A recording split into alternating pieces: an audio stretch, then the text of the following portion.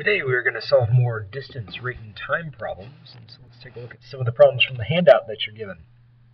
And so number 4 on the handout says a private plane leaves an airport, flies due south at 192 kilometers an hour. 2 hours later, a jet leaves the same airport and flies due south at 960 kilometers an hour. When will the jet overtake the plane? So when they see the word overtake, what that tells us is that we're going to end up having equal distance.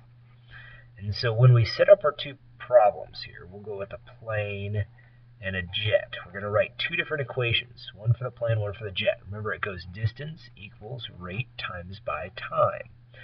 The distance is going to be exactly the same. We don't know what that distance is, but that's what we're trying to find. So we know we have d for our two distances. We know they're going to be the same. Well, the rates, we got the plane has a rate of 192 kilometers per hour. Now, if we're really careful, we can set our variable equal to the one we're trying to solve for. So notice that they want to know the jets. When will the jet overtake the plane? And so, since we want the jet's time, let's go ahead and put t in for the jet's time. So let's go ahead and rewrite that right now, and then we'll come back to the plane in just a minute. So 960 kilometers an hour times by t equals the jet's time. Now the plane, well, the jet left 2 hours later. So that means the plane was in the air for 2 hours longer. So that's why I need to add 2 hours to the plane's time. So now we're ready to solve.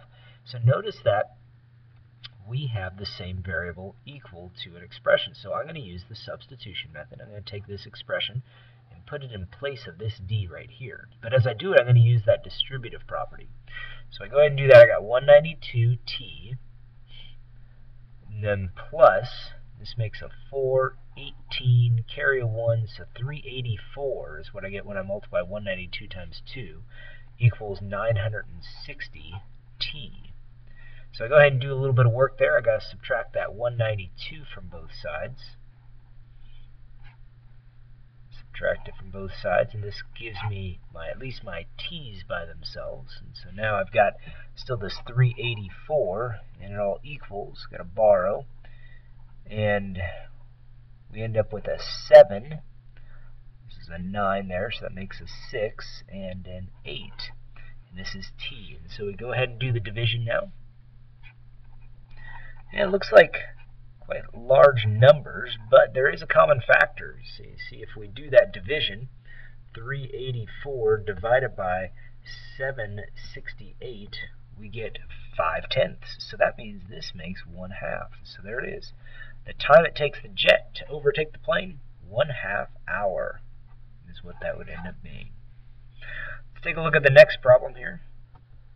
Next one says an airplane flew 4 hours with a 20 kilometer an hour tailwind. So whenever we're dealing with a tailwind, that means typically a tailwind tells us that the wind is going with us. So that means we're going to end up having two components to the rate. We got the wind and the rate of the plane.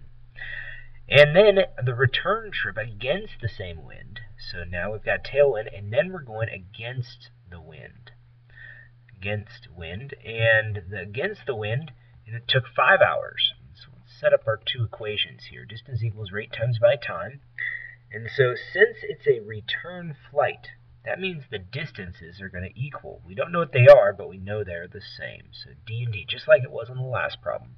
The rates are a little different, though. We know that the wind, the tailwind, is 20 kilometers an hour. But it's a tailwind, so we're adding that 20 to the rate of the plane. We just don't know what the rate of the plane is. Whenever you have an expression for one of these parts, either distance, rate, or time, you need parentheses around it. It took 4 hours. Put 4 right there, and then do the same thing against the wind. This time it's going against the same wind, so minus 20, and then that is the rate of the plane times by 5 hours. So we're ready to solve, and again, it's the same as the last problem where we're going to take this expression and we're going to substitute it in for that d right there. So what I've got is, and I'll use the distributive property as I go, I've got a 4r plus 80 equals 5r minus 100. So I go ahead and do a little bit more work there. I'm going to go ahead and subtract this 4r from both sides. and I'll add 100 to both sides, and I end up with 180 equals r. So there it is, 180 miles or kilometers an hour is the rate of the plane in still air. And so let's see if they wanted anything else. Just find the speed of the plane in still air, and that's it. There's our answer. Well, look at the next one. It took 3 hours to row a boat 18 kilometers against a current. So this is similar to the airplane problem, except it's a boat going against a current rather than against a wind. So let's write that down. Against current. So that tells us that we're going to subtract the current speed from the rate of the boat. So let's go ahead and set up our little formula here. It took 3 hours. We know it took 3 hours to row a boat 18 kilometers. We know that, but against a current. We don't know. There's always going to be two unknowns with these problems, and we don't know the rate of the boat or the current. So I'm going to do C for current, R for boat, and I'm subtracting because we're going against. Now it says the return trip took an hour and a half, so 1.5 hours.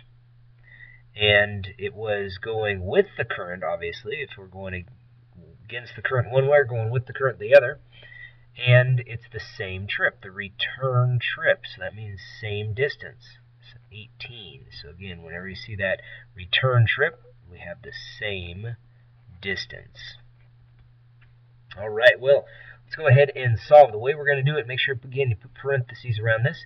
We're going to end up using a little trick here. You see, I can get rid of this 3. I can multiply this equation by a third, and that will cancel out these 3's. Do the same thing on this side. Multiply this by a third. And so now my equation is 6 equals r minus c. Let's do the same sort of thing here, but here I need to change this to an improper fraction, so let's do that. Let's go ahead and modify this equation. I'll bring down this 18 equals r plus c. But now, this 3.5 is going to become 3 halves. How did I get that? Well, I did 1 times 2 is 2, plus 1 is 3. 3 over 2. So the way I get rid of that 3 halves is I multiply it by the reciprocal, 2/3. Do the same thing on this side, 2/3. So I go ahead and do that work. The 3's and 2's will cancel. 3 goes into this 18 6 times. You multiply across. We have ourselves 12 equals r plus c. The great thing about doing that is now we've got the problem to a point where all we have to do is add the equations together, because these c's will end up canceling, leaving us with 2r equals 18. Well, we can solve from here by just dividing by 2. Divide by 2 on both sides. That gives us 9 equals r. So there it is. This r represents the rate of the boat. And now what we want to find is the speed of the boat in still water. Well, that's it. That's the rate of the boat in still water. I was wondering if they'd have us find the current, but it doesn't look like they need us to do that. So the rate of the boat in still water is 9 kilometers per hour. That is our answer. Well, those are some of the word problems that you'll see on tonight's homework. Take a look at part 2 for the other types that you'll see.